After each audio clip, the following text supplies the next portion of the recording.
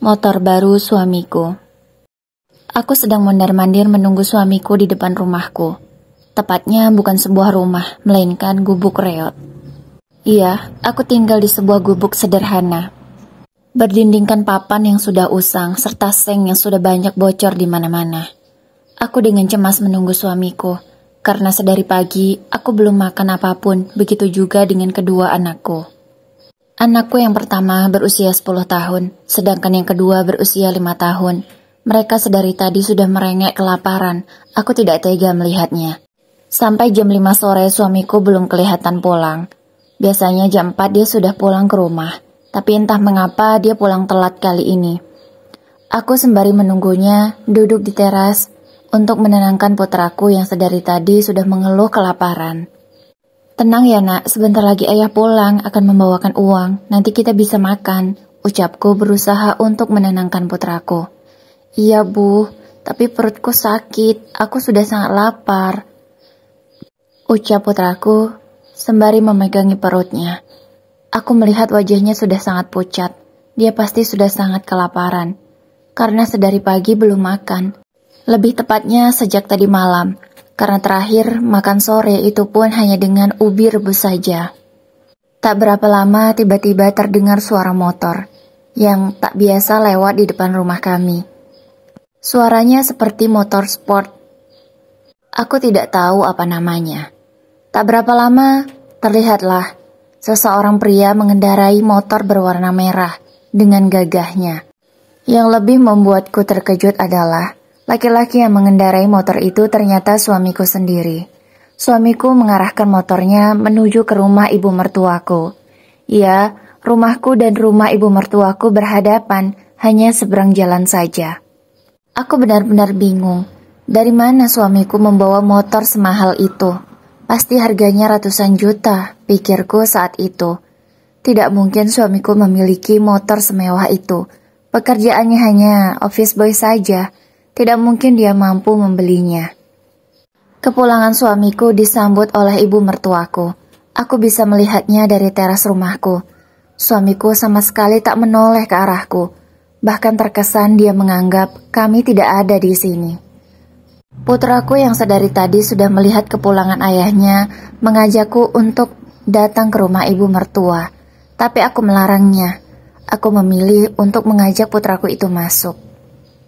Karena perut yang tidak bisa diajak kerja sama lagi, akhirnya aku berusaha mencari sisa-sisa uang yang aku masih miliki. Aku mulai menyibak-nyibak baju-baju yang sudah kulipat. Tak kusangka, aku menemukan uang 2.000 di sana. Aku sangat senang. Aku pun lalu ke warung. Aku berharap dengan uang 2.000 aku bisa membeli sebungkus mie instan. Setelah mendapatkan mie instan itu, aku segera pulang. Segera ku masak dan kuhidangkan untuk kumakan kami bertiga. Tentu itu tidak cukup jika dimakan 3 orang. Aku mengalah hanya makan 1 suap saja.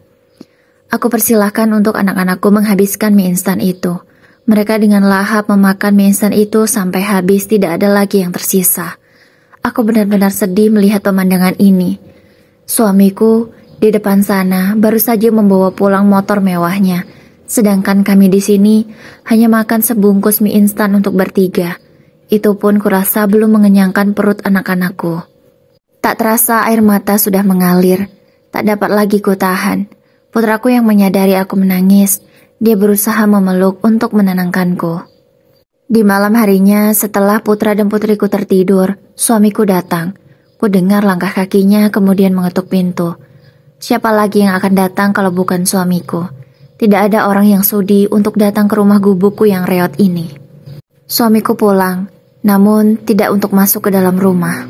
Tanpa mengucapkan apapun, dia memberiku uang 50.000. Sebenarnya aku ingin bertanya perihal motor yang dia bawa pulang tadi. Tapi kuurungkan niatku, karena setelah memberikan uang itu, dia pergi lagi ke rumah ibunya. Aku hanya bisa memandangi suamiku, sembari dia berjalan menuju ke rumah ibunya. Hatiku perih melihat kejadian ini. Sangat sakit sekali. Aku seperti tak dianggap lagi sebagai istrinya. Aku hanya diberi nafkah sekedarnya dan anak-anak tak pernah mendapatkan kasih sayang dari ayahnya sendiri. Aku dan suamiku itu sudah menikah selama 10 tahun. Hanya 1 tahun saja pernikahanku yang berjalan bahagia. Selebihnya ya seperti ini. Aku merasa tidak memiliki seorang suami. Aku mendapatkan uang bulanan hanya 500.000 setiap bulannya. Tentulah uang itu tidak cukup. Belum lagi aku harus membayar uang sekolah anakku. Memang tidak banyak, tapi tentu dengan uang segitu sangatlah tipis, bahkan kurang. Aku hanya bisa memutar otak setiap bulannya bagaimana uang itu harus cukup. Karena aku tidak bekerja, sebab putriku yang kedua itu tidak mau ditinggal sama sekali. Aku juga tidak mungkin membawanya untuk bekerja. Aku sebenarnya sudah sangat sakit hati dengan perlakuan suamiku. Berikut juga dengan ibu mertua serta iparku. Mereka menganggapku bukanlah manusia. Selama aku tinggal dengan ibu mertua, aku hanya dijadikan pembantu. Awalnya aku diperlakukan dengan baik, apalagi saat aku hamil anakku yang pertama. Karena di keluarga itu, anakku yang pertama itu adalah cucu pertama mereka juga. Sebab kakak iparku yang sudah lama menikah belum dikaruniai anak. Aku sebenarnya prihatin dengan kondisinya. Tapi dia tidak sama sekali prihatin dengan kondisiku. Dia tidak menghargaiku sebagai adik iparnya. Dia selalu menghina dan merendahkanku karena aku hanyalah seorang gadis kampung yang tidak berpendidikan tinggi. Sebenarnya aku bukanlah orang miskin di kampungku. Ayahku memiliki perkebunan teh dan juga pabriknya. Aku cukup berada di sana. Tapi memang selama ini aku tak pernah menceritakan jika keluargaku termasuk orang mampu. Aku sengaja menyembunyikannya. Entah mengapa feelingku kurang baik terhadap suamiku dan juga keluarganya. Setelah menikah dengan suamiku, aku dibawanya ke kota. Karena di kampung menurut dia, tidak ada pekerjaan yang bisa dia kerjakan. Sehingga dia memilih mengajakku ke kota. Awalnya aku memang tinggal dengan ibu mertua. Dan selama aku hamil anak pertama, baik-baik saja, jadi aku betah saja. Tapi setelah aku melahirkan, semuanya berubah.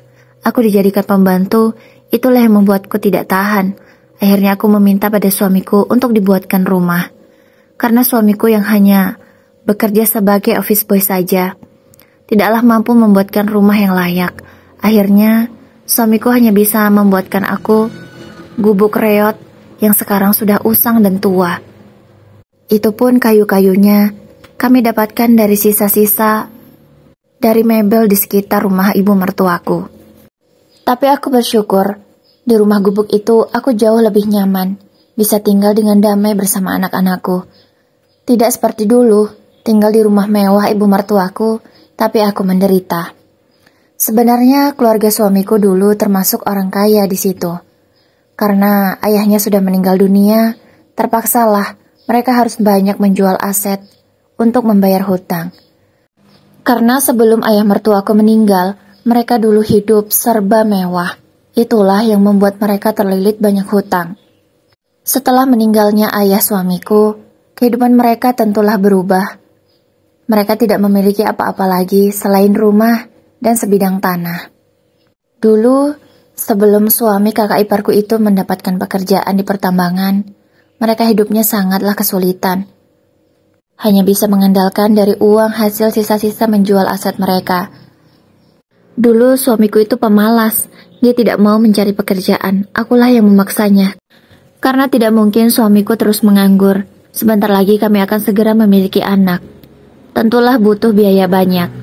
Akhirnya aku paksa suamiku bekerja, aku mencarikan pekerjaannya pada temanku. Dapatlah pekerjaan sebagai office boy di sebuah perusahaan. Untunglah dia mau meskipun dia terlihat terpaksa. Namun setelah 10 tahun menikah, aku merasa kehilangan sosok suamiku. Dia tidak lagi seperti dulu. Dulu meskipun dia cuek dan kami hidup susah, tapi tidak separah sekarang. Semakin hari dia semakin berubah. Tidak lagi ada perhatiannya untuk aku dan juga anak-anak. Bahkan dia menganggapku hanya sebagai orang asing yang dia beri sedekah setiap bulannya. Aku bukanlah istrinya lagi sepertinya. Setelah hari itu, setelah suamiku pulang membawa motor mewahnya, hari ini ada kejadian yang semakin membuatku terluka. Tiba-tiba kulihat di rumah ibu mertuaku banyak mobil berjejer. Entah dari jam berapa keramaian itu terjadi, sebab aku baru pulang mencari kayu bakar. Aku bukan mencari di hutan, namun aku memulung dari mebel yang ada di sekitar rumah itu. Iya, aku memasak tidak menggunakan gas, melainkan kayu bakar, dengan tungku sederhana dari batu bata. Aku tidak memiliki kemampuan membeli gas, apalagi membeli kompornya. Selama bertahun-tahun ini, aku mengandalkan tungku sederhana itu untuk memasak makanan bagi anak-anakku. Aku sangat penasaran. Ada apa di rumah ibu mertuaku? Kenapa begitu ramai? Mobil yang terparkir di sana bukanlah mobil biasa. Aku melihatnya begitu sangat takjub karena sangat mewah sekali. Bahkan ada mobil sport juga di sana. Aku pernah melihatnya di TV. Aku segera masuk tanpa mengucapkan salam karena rasa penasaranku yang sangat membuncah. Sesampainya di dalam rumah, tampak banyak orang ramai. Aku melihat ada sepasang suami istri, paruh baya. Di samping mereka ada seorang gadis cantik dengan pakaian seksi. Namun perutnya terlihat buncit. Dia seperti orang hamil. Aku mencari keberadaan suamiku, karena aku lihat ada motor mewahnya juga di sana. Pasti dia ada di rumah itu. Tapi di ruang tamu itu belum terlihat. Aku segera masuk ke arah ruang TV. Dan benar saja, suami serta ibu mertuaku ada di sana.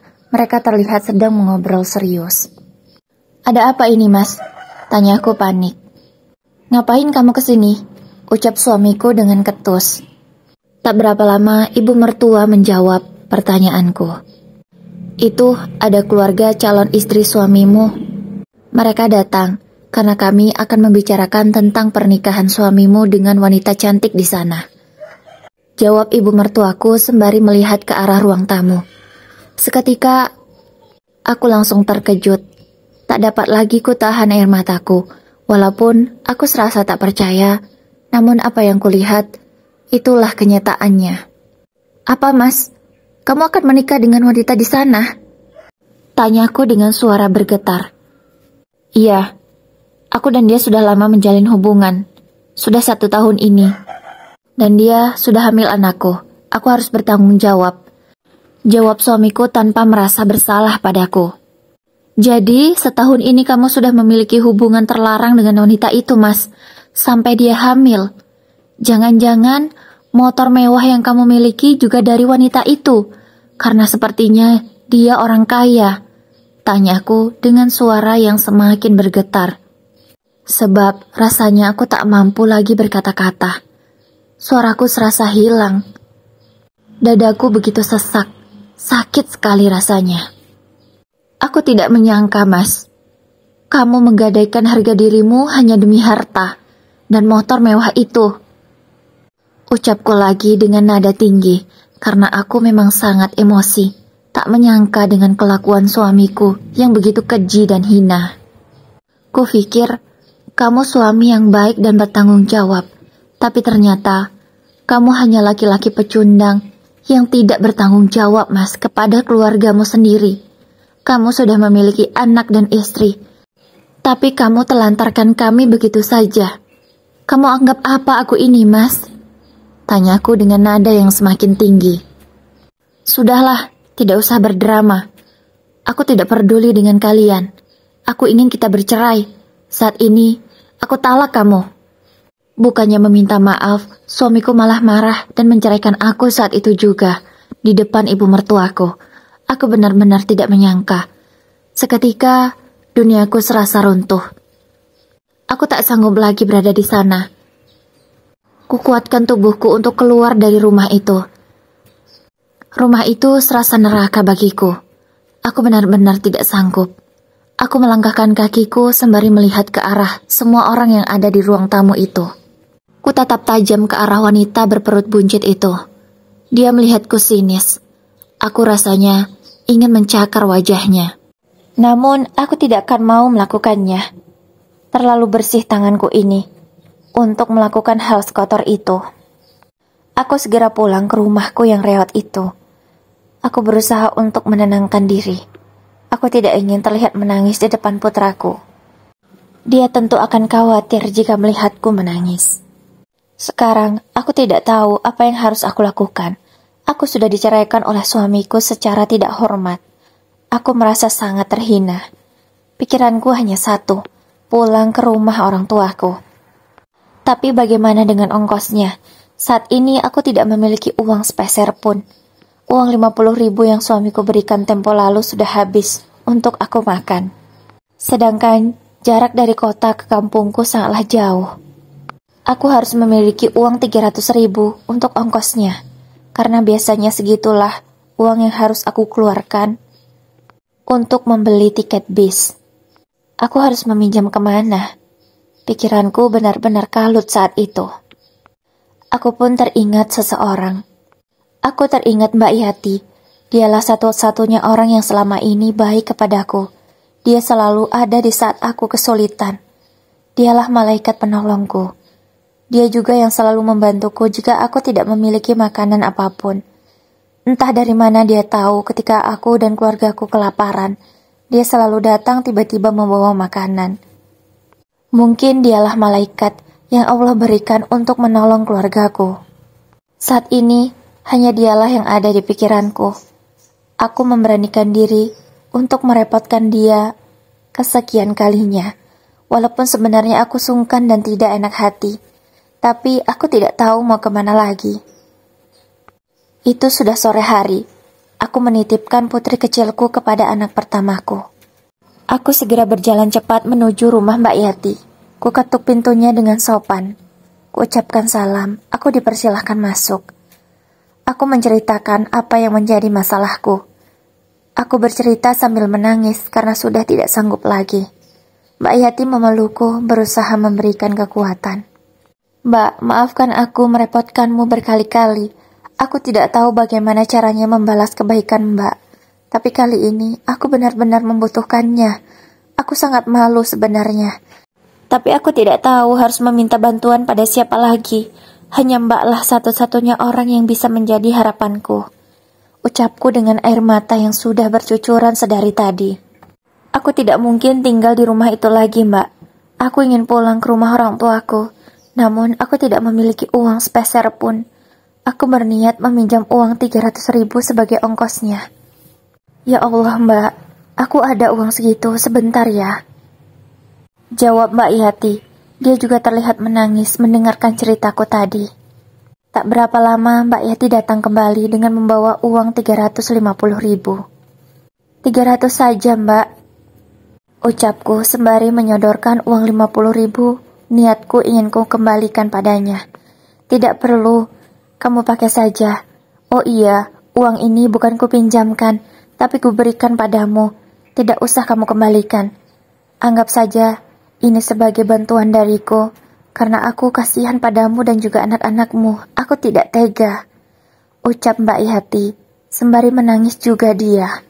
Tapi Mbak, aku tidak enak. Suatu saat aku akan kembalikan uang ini. Aku akan kembali jika kondisiku sudah membaik. Aku berusaha untuk meyakinkan Mbak Yati bahwa aku meminjam uang ini. Namun Mbak Yati lagi-lagi mengatakan bahwa ini bukan pinjaman. Ini dia memberikannya ikhlas untukku. Aku tidak akan pernah melupakan kebaikan Mbak Yati. Suatu hari nanti, aku akan membantu dia jika dia mengalami kesulitan. Aku berterima kasih sebanyak mungkin kepada Mbak Yati. Aku segera pulang ke rumah dan memberesi barang-barangku. Aku berniat sore itu juga akan pulang ke rumah orang tuaku, karena aku tidak sanggup. Oh iya, mobil yang berada di depan rumah ibu mertuaku masih ada di sana. Sepertinya mereka belum selesai membicarakan tentang pernikahan suamiku dengan gadis itu. Kulihat kakak iparku di teras. Dia memanggilku. Hei perempuan kampung, mau kemana kamu membawa tas? Panggil kakak iparku itu dengan berteriak. Tapi aku tidak menghiraukannya. Aku segera berjalan cepat mengajak kedua anakku. Aku ingin segera menuju pangkalan ojek. Aku tidak tahan lagi berada di sana. Setelah itu, aku menaiki ojek menuju ke terminal. Aku segera membeli tiket bis untuk menuju desa di mana tempat orang tuaku tinggal. Di saat itu pikiranku benar-benar marah. Aku hanya bisa menggerutu di dalam hati. Aku benar-benar benci dengan suamiku itu. Terlebih lagi dengan keluarganya. Aku benar-benar sakit hati. Tak hanya diperlakukan buruk, suamiku malah selingkuh, bahkan menghamili wanita lain. Sakit sekali rasanya. Sepanjang jalan, aku tak dapat lagi menahan air mataku. Aku hanya bisa menangis. 4 jam perjalanan, akhirnya aku sampai. Namun, aku harus berjalan lagi menuju rumah orang tuaku, sebab aku tak memiliki ongkos lagi. Ternyata uang 350.000 itu kurang. Aku harus berjalan, tidak bisa menaiki ojek lagi. Sisa di kantongku hanya 20.000 saja. Tidak cukup untuk menaiki ojek, karena ongkosnya 30.000. Akhirnya kuputuskan untuk berjalan kaki saja. Ku gendong putri kecilku. Kulihat putraku sudah kelelahan berjalan. Kuajaknya istirahat sebentar, sembari minum botol minum yang kubawa dari rumah tadi. Aku merasa lapar. Putraku juga berkata dia lapar. Akhirnya uang 20.000 itu kubelikan 2 bungkus roti. Kuberikan pada anakku. Dia memakannya dengan lahap. Akhirnya setelah terisi lagi tenaga kami, kulanjutkan perjalanan. Masih sekitar 2 kilo lagi perjalanan. Namun saat sedang asik berjalan, aku dikagetkan dengan seseorang yang memanggil. "Nita?" Panggilnya dengan nada teriak. Seketika aku hentikan berjalan. Kutoleh ke belakang. Ternyata itu Bang Adi. Bang Adi adalah mantan pacarku dulu. Iya, dulu aku dan Bang Adi memiliki hubungan spesial. Namun karena Bang Adi ingin melanjutkan kuliahnya di kota, kami putus karena takut tidak bisa saling setia. Hingga akhirnya aku bertemu dengan suamiku yang sekarang, lalu menikah dengannya. "Loh, kalian kenapa berjalan kaki tidak naik ojek?" tanya Bang Adi penasaran. "Iya Bang, kami ingin jalan kaki saja," jawabku berbohong. "Ya sudah, aku antar saja, sepertinya anakmu kelelahan," tanya Bang Adi padaku. "Gak usah Bang, gak usah, nanti merepotkan," jawabku agak tidak enak hati. Tidak repot. Lihat, anakmu sepertinya kecapean. Lagi pula ini sudah malam, kamu tidak kasihan melihatnya. Aku menoleh ke arah putraku. Iya, dia terlihat sangat kelelahan. Aku pun memutuskan untuk menerima ajakan Bang Adi tadi. Akhirnya, aku menaiki motornya bersama dengan anakku. "Wah, kamu sudah besar ya? Sudah bujang sekarang?" tanya Bang Adi kepada putraku. Memang, 7 tahun yang lalu, saat putraku itu masih kecil, aku pernah pulang ke rumah ibu, dan Bang Adi mengetahuinya. Kami agak sempit menaiki motor itu, karena memang berempat. "Maaf Bang, apa tidak ada yang marah kamu mengantarku seperti ini?" tanyaku tidak enak hati. "Siapa yang marah? Aku belum menikah," jawab Bang Adi santai. Aku hanya bisa membatin di dalam hati. Di umur 30-an ini, ternyata Bang Adi belum menikah juga. Mengapa ya? Tanyaku penasaran di dalam hati. Setelah sampai di depan rumah orang tuaku, aku mengucapkan terima kasih pada Bang Adi.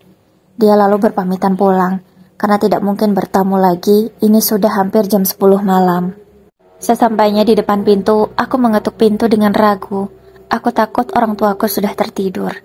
Namun, belum sempat aku mengetuk pintu, tiba-tiba ada yang membukanya dari dalam.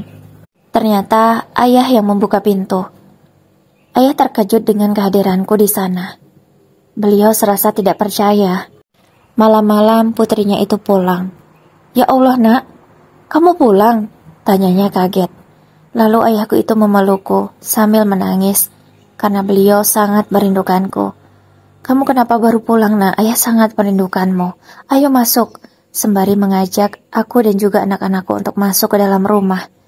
Bu, anakmu pulang," teriak ayahku memanggil ibu. Ibu yang sepertinya sudah tertidur, kaget. Lalu keluar dari dalam kamar sembari mengucek matanya. "Nak, kamu pulang? Ini benar kamu? Ibu tidak mimpi kan?"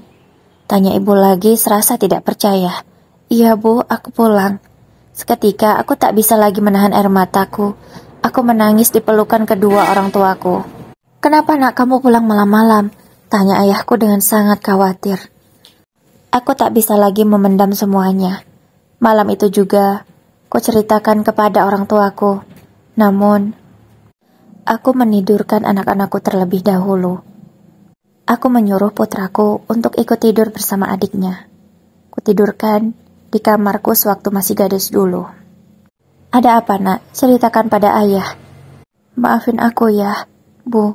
Aku sudah gagal dalam pernikahanku. Aku sudah gagal, jawabku sembari menunduk. Ada apa, Nak? Ceritakan pada ayah. Tanya ayahku lagi. Aku menceritakan bagaimana keadaan rumah tanggaku, bagaimana perlakuan ibu mertua dan iparku, serta perselingkuhan suamiku dan juga niatnya yang akan menikahi kekasihnya itu. Ayahku seketika sangat marah. Raut wajahnya menjadi merah. Aku takut sekali melihatnya.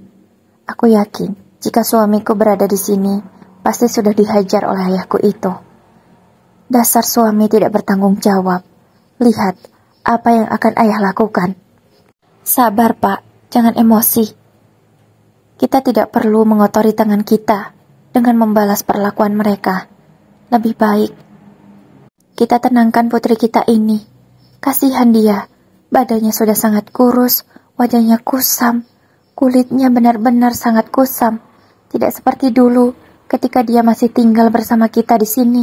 Begitu cantik dan ayu. Ibu benar-benar sakit hati dengan semua ini. Ucap ibuku dengan air mata yang sudah tidak dapat dia tahan lagi. Di tengah malam itu, orang tuaku dan juga aku menangis bersama. Kami sembari berpelukan untuk saling menguatkan. Akhirnya orang tuaku menyuruhku beristirahat. Kebesokan paginya, aku bangun kesiangan. Aku melewatkan sholat subuhku. Aku benar-benar sangat merasa berdosa. Akhirnya aku sholat subuh di jam 8 pagi. Aku benar-benar tidak sadar. Aku tidak tahu sholatku diterima atau tidak. Yang jelas, aku berusaha untuk melaksanakannya. Orang tuaku tidak enak hati membangunkanku. Mereka takut jika aku masih sedih dan kelelahan. Sejak hari itu, aku tak pernah kembali ke kota. Namun setelah 1 bulan aku di desa, tiba-tiba ada tukang pos yang datang mengantarkan surat. Ternyata itu surat perceraianku. Aku sudah resmi bukan menjadi istri suamiku lagi. Aku sudah resmi menjanda sekarang.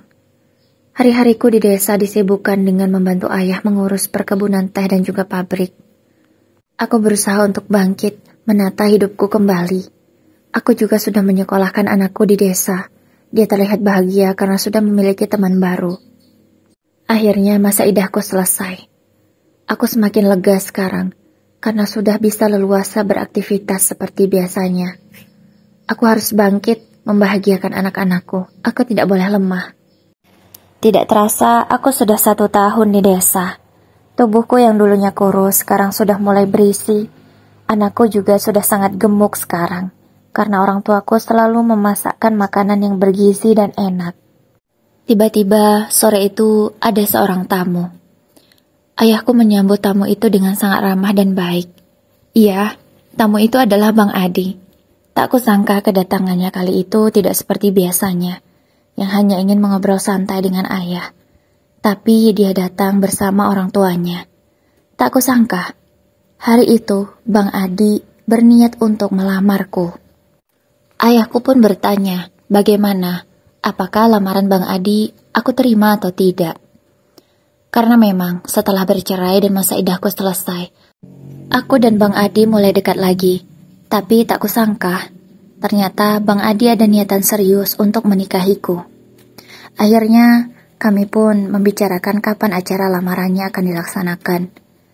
Ayahku memutuskan bagaimana kalau 2 hari lagi. Akhirnya 2 hari setelah malam itu, aku dilamar oleh Bang Adi secara resmi. Meskipun aku malu sebenarnya karena aku adalah seorang janda. Tapi karena keluarga Bang Adi bersikukuh untuk melaksanakan lamaran itu, akhirnya lamaran itu pun tetap dilaksanakan. Setelah lamaran itu, kami pun mempersiapkan acara pernikahan. Karena tidak lama lagi waktunya, hanya 2 minggu lagi. Aku dan Bang Adi memutuskan untuk membeli keperluan pernikahan di kota. Karena memang di kampungku belum ada. Hari itu aku berangkat bersama Bang Adi. Aku meninggalkan anak-anak bersama orang tuaku di rumah. Aku tidak tahu entah mengapa hari itu, putriku yang biasanya harus selalu bersamaku tiba-tiba mau saja ku tinggal tanpa menangis dan rewel. Sepertinya dia mengerti bahwa ibunya sedang akan berbahagia. Sesampainya di kota, Kami langsung menuju ke toko yang tempat untuk membeli perlengkapan pernikahan. Tapi tak kusangka, aku bertemu dengan mantan suamiku di sana. Kulihat dia sedang bersama wanita itu. Ya, wanita selingkuhannya waktu itu, yang mungkin sekarang sudah menjadi istrinya. "Bawa ini, Mas," teriak wanita itu secara tidak sopan kepada mantan suamiku. Aku benar-benar terkejut, karena suaranya sangat keras sekali. Bahkan tidak hanya aku saja yang terkaget dengan ucapannya. Ada banyak orang juga yang terkaget dengan teriakan wanita itu. Aku kasihan pada mantan suamiku itu. Dia diperlakukan seperti pembantu oleh istrinya sendiri. Karena ya wajar saja, istrinya kan orang kaya, sedangkan mantan suamiku itu hanya office boy biasa. Tentulah diperlakukan secara tidak hormat. Aku berpura-pura tidak melihat kejadian barusan. Aku fokus untuk memilih gaun pernikahanku. Pelayan di sana juga mempersilahkan aku untuk mencoba beberapa gaun koleksi mereka. Aku mencoba gaun yang begitu cantik dan elegan sekali. Tapi kupikir pasti harganya mahal. Aku tidak mau menyia-nyiakan uang Bang Adi hanya untuk membeli gaun. Namun Bang Adi berkata, "Pilih saja, itu cantik dan cocok untukmu," pinta Bang Adi dengan suara yang sangat lembut. Perlakuan Bang Adi benar-benar sangat berbeda. Tidak seperti suamiku dulu. Aku jadi teringat dengan perlakuan suamiku dulu. Sangat-sangatlah menyakitkan. Tapi dengan Bang Adi, dia begitu baik dan lembut. Dia juga menerima anak-anakku dengan baik. Aku sangat bahagia. Aku lalu mencoba salah satu gaun yang menurutku cocok dan pas di badanku. Dan benar saja, setelah mengaca, tak kusangka aku masih terlihat cantik memakai gaun mewah itu. Aku pun berkata pada Bang Adi, "Yang ini aja Bang, aku udah cocok. Bagus kan?" tanyaku sembari memperlihatkan gaun yang kupakai. "Iya, cantik sekali. Kalau gitu, abang bayar sekarang ya." Lalu Bang Adi menuju tempat pembayaran. Aku masih menikmati berkaca di depan cermin. Aku melihat diriku yang begitu cantik. Tiba-tiba, aku dihampiri oleh mantan suamiku. Aku agak kaget. "Kamu cantik sekali. Aku benar-benar tidak menyangka kalau kamu secantik ini, Nita," ucap mantan suamiku sembari memandangiku. Aku agak risih, karena aku tidak nyaman dipandangi seperti itu oleh laki-laki yang bukan muhrimku. "Tidak pantas kamu memandangiku seperti itu." Aku lalu mundur beberapa langkah. "Aku menyesal bercerai darimu, Nita. Aku menyesal sudah memilih wanita itu. Aku minta maaf, aku benar-benar menyesal," ucapnya lagi dengan wajah yang memelas. Tapi aku tidak peduli. Aku segera pergi menjauh. Aku tidak ingin melihat Bang Adi mengetahui bahwa aku bertemu dengan mantan suamiku di sini. Aku segera mendekati Bang Adi dan meminta bantuan pelayan yang ada di sana untuk melepas baju, karena kesulitan sebab resleting baju itu ada di belakang. Aku segera memasuki ruangan ganti. Aku lalu mengganti bajuku. Setelah itu aku keluar sembari membawa gaunku itu. Lalu sekarang giliran Bang Adi untuk memilih jasnya. Dia memilih jas berwarna putih yang sangat cocok dan serasi sekali dengan baju gaunku tadi. Aku memperhatikan sekeliling, tapi tidak kutemukan lagi mantan suamiku. Sepertinya dia sudah pulang. Aku sudah selesai melakukan transaksi di toko itu. Segera kami keluar untuk menuju mobil. Aku segera masuk ke mobil Bang Adi. Ya, meskipun Bang Adi hanya orang kampung, tapi keluarganya cukup berada. Dia memiliki kebun sawit yang luas. Mobil yang kami kendarai saat ini adalah Pajero Sport, yang tentu tidaklah murah harganya. Ternyata mantan suamiku beserta istrinya ada di sana. Terlihat istrinya marah-marah dengan suaminya itu. Aku berusaha untuk cuek, tidak melihat mereka lagi. Aku segera memasuki mobil, dan Bang Adi segera menyetirnya. Kulihat dari dalam mobil, mantan suamiku itu memperhatikan mobil kami yang baru saja berjalan. Sepertinya dia menyadari bahwa akulah yang menaiki mobil itu. Dia terlihat tercengang. Mungkin dia tak menyangka bahwa aku bisa menaiki mobil semewah itu. Di batinku, aku sangat puas. Bisa membuat mantan suamiku itu tercengang melihat kehidupanku yang sekarang. Ternyata Bang Adi menyadari kehadiran mantan suamiku di sana. Tadi itu mantan suamimu kan?" tanya Bang Adi. "Iya Bang." "Kok kayaknya dia nggak dihargai ya sama istrinya?" Tanya Bang Adi lagi. Gak tahulah aku. Aku gak mau ada urusan lagi sama dia. Iya sih, untuk apa ya? Jawab Bang Adi sambil tertawa ringan. Akhirnya kami sudah sampai di kampung lagi. Hari pernikahanku sudah tiba. Tenda dan pelaminan sudah siap. Dulu saat aku menikah dengan mantan suamiku, aku memang tidak pesta. Hanya ijab kabul saja di rumahku ini. Tapi sekarang, orang tuaku memutuskan untuk menyelenggarakan pesta mewah pernikahan putri satu-satunya. Aku tidak bisa menolak, karena mereka memang sangat ingin melakukan itu sejak dulu. Aku dulu menolak, karena entah mengapa, aku tidak ingin dipestakan. Tapi sekarang, aku ingin mewujudkan keinginan orang tuaku itu. Dia ingin melihat aku bahagia, menjalani pernikahanku yang sekarang. Akhirnya pesta mewah itu dilaksanakan.